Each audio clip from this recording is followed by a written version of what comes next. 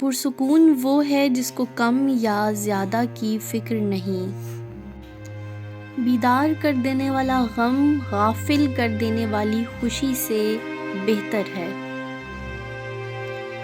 دنیا اگر ہاتھ سے نکل جائے تو بندہ غریب ہو جاتا ہے، اور یہی دنیا اگر دل سے نکل جائے تو بندہ ولی ہو جاتا ہے۔ میں نے خدا سے کہا، میں تمہیں جاننے سے پہلے نہیں مرنا چاہتا۔ خدا نے جواب دیا، جو مجھے جان گیا وہ کبھی نہیں مرتا۔ اگر میرا علم مجھے انسان سے محبت کرنا نہیں سکھاتا تو ایک جاہل مجھ سے 1000 درجے بہتر ہے۔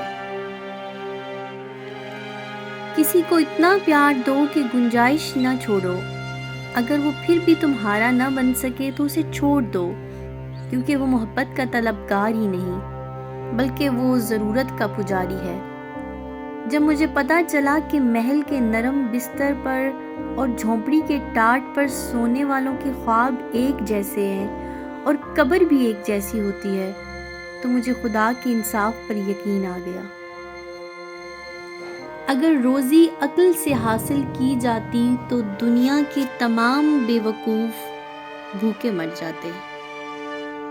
عاجزی میں کامیابی، تکبر میں ناکامی، سچ میں خوشی، جھوٹ میں پریشانی، صبر میں برکت، غصے میں نقصان، گناہ میں بیماری اور استغفار میں شفا ہے۔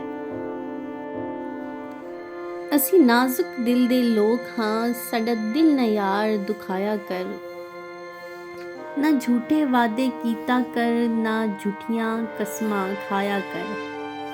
تینی کنی واری میں آکھیا اے، مینوں ول ول نہ آزمایا کر، تیری یاد دے وچ میں مر جاساں، مینوں اینا یاد نہ آیا کر۔